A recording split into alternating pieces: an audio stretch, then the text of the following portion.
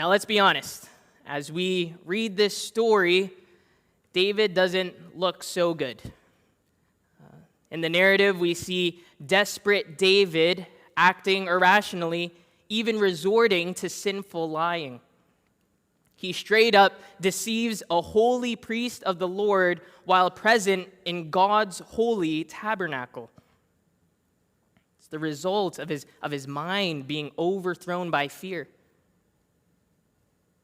However, as we look at the story, we would do better to ask a different question, and the question is this: what does God seem to be doing here?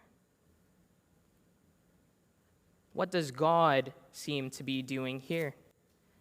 And as we ask that question, here's what we end up seeing in the text. We see that in the midst of David's confusion and danger and fear, God provides David his daily bread. Is it too much to say that the text depicts something so simple, namely that God provided for David's need? And not only that, the bread that he received was nothing less than the bread of presence.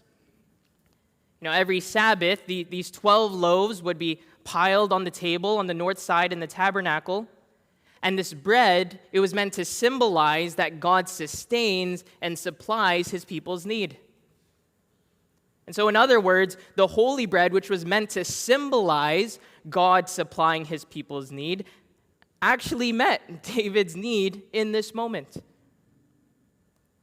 And so again, what do we see God doing here? Well, God, in his providence, is providing for David's need.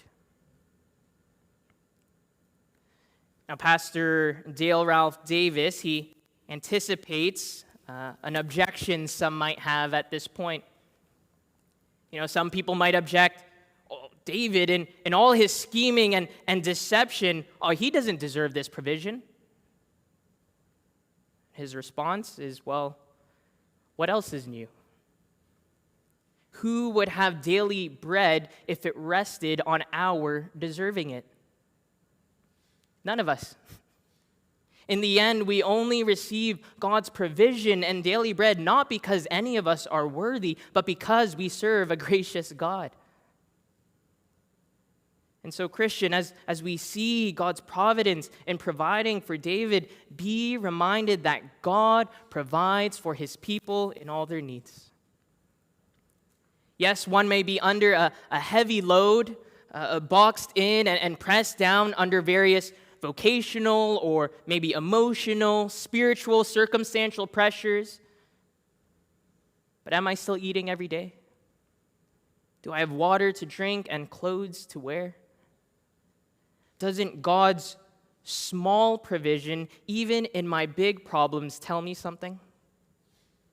Doesn't it assure me that God hasn't yet cast me off?